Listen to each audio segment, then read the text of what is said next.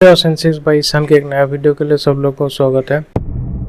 कल की वीडियो में यही चीज़ बताए थे कि मार्केट एक बड़ा मूवमेंट के लिए रेडी हो रहा है और हम लोग की एक प्लान था 3 बजे हम लोग ट्रेड लेंगे क्योंकि सब कुछ वो होने के बाद लेकिन क्या हुआ, मार्केट ने जो था उससे ज़्यादा कर दिया। मेरे हिसाब से यह था कि 3 बजे तक एटलीस्ट 780 के आसपास रह जाएंगे, क्लोजिंग देंगे, उसके बाद हम लोग कल के लिए एक कॉल्स वगैरह लेके जाएंगे जो भी है, मतलब जिस डायरेक्शन पे था। लेकिन मार्केट ने 3 बजे के बाद कोई डिप ही नहीं दिया, वो ऊपर जाके ऑलमोस्ट कल के लिए जो हम लोग ने जो जितनी गैप अप के लिए सोच रहे थे वो आज ख़त्म होने तक वो पूरी पॉइंट्स वो जितना भी था वो सब कुछ आज ही ख़त्म कर दिया। बस कल के लिए कुछ रहा ही नहीं अभी। लेकिन यही है कि मार्केट कभी मौका देंगे कभी मौका नहीं देंगे। लेकिन जो भी हो, अभी मार्केट ने जो नीचे वाली जो हम लोग ने हम लोग को यही चीज़ लग रहा था कि ऊपर की तरफ ही जाएंगे और वही हुआ, ब्रेक ऊपर की तरफ ही गए।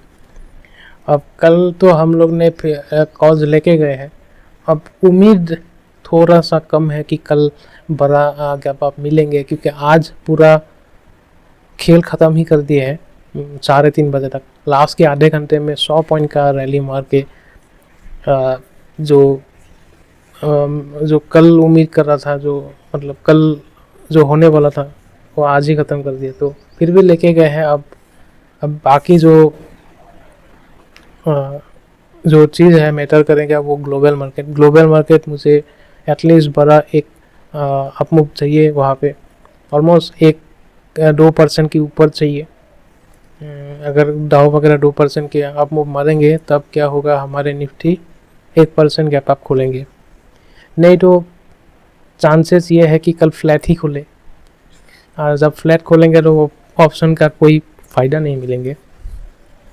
लेकिन ये चीज़ तो अब पता हो गई कि मार्केट ऊपर जाने के लिए तैयार हो रहा है। ये अभी 23,050 70 इस लेवल पे भी आ सकते हैं और ज़्यादा हो गए तो 23,200 तक आएंगे, लेकिन वो स्लोली आएंगे। कल के लिए अगर प्लान करें तो एक ही है, जो होगा गैप अप से ही होना चाहिए। अगर गैप डाउन मिलेंगे तो हम लोग बाई कर सकते हैं।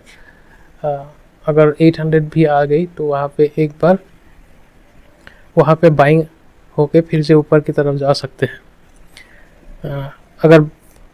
अगर गैप अप ज़्यादा खोल लिए, अराउंड 22,980 के आसपास खोल गई तो वहाँ से प्रॉफिट बुकिंग आएंगी जल्दी। सो ये कहना गलत होगा कि अगर गैप अप बड़ी है तो सेज होंगे, वो नहीं होने वाला। 23,000 पे हमेशा थोड़ा बहुत प्रॉब्लम आएंगी। सो अगर मार्केट यहाँ से 100 पॉइंट के ऊपर खोल गई ऊपर तो ये 22,980 के आसपास प्रॉफिट बुकिंग आएंगे और सीधा नीचे की तरफ लेके आ सकते हैं। और अगर वहाँ पे कंसोलिडेट करके फिर से ऑलमोस्ट 900 में क्लोजिंग देने की चांसेस रखते हैं। लेकिन मिड कैप्स में तेज़ी अभी भी जारी रहेंगे क्योंकि आज पहली बार एक बड़ा ग्रीन कैंडल होना है, तो नेक्स्ट फॉलोअप कैंडल बड़ा होना चाहिए। बैंक निफ्टी ने तो मैं क्या ही बताऊँ, बैंक निफ्टी कल ही बताए थे कि ये एक बड़ा कैंडल के लिए तैयार हो रहा है, और लेकिन इतनी ज़्यादा बड़ी कैंडल ये भी उम्मीद नहीं था। कल ही इसने 48,359 पे क्लोज दिए और आज 49,350 तक आ गई, मतलब एक ही दिन पे 1000 पॉइंट्स। अब क्या करें, इसमें इतनी ज़्यादा ऊपर आ गया है और निफ्टी को ऊपर खींचने का काम बैंक निफ्टी ने किया है। मेरी एनालिसिस ये थी, कल ही मैंने ये चीज़ बताई है कि जब ये ब्रेकडाउन हुआ था ना, मुझे भी लगा था मार्केट में कि ये शायद बैंक निफ्टी नीचे की तरफ आएंगे। बहुत शॉर्ट्स बन गए थे, मैं भी शॉर्ट्स किए थे, लेकिन मैंने तुरंत ही शॉर्ट्स को कवर कर लिया। थोड़ा बहुत बेनिफिट हुए क्योंकि मैंने सही टाइम पे मैंने शॉर्ट्स एग्जिट कर दी।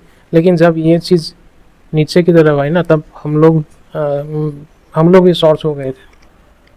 जिन लोग ने होल्ड करते चले गए, इन लोगों का शॉर्ट्स लॉस में चले गए और इनके वजह से ही आज ये बड़ी शॉर्ट कवरिंग आई।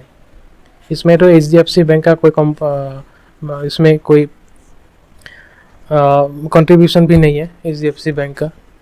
मैं आपको दिखा दे रहा हूँ, ये देखिए HDFC बैंक कल का हाई था अराउंड 17,223, आज 17,033 पे क्लोज किए हैं। सो अल्टीमेटली ये कुछ किया ही नहीं है।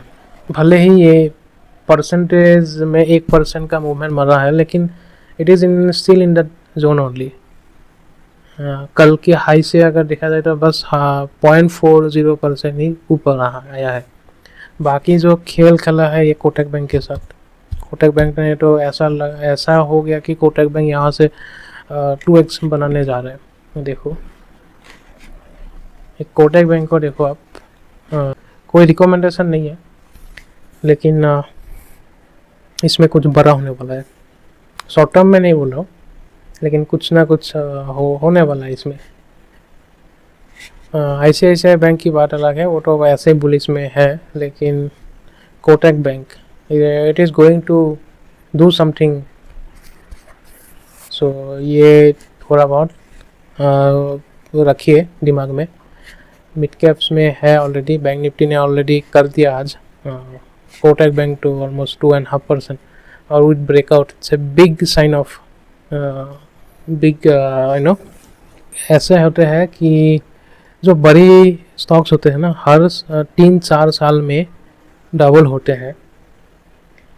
अभी तक 2022 से अभी तक 2025 हो गया, 3 साल में एक भी लार्ज कैप मतलब blue chip large cap double बना नहीं है।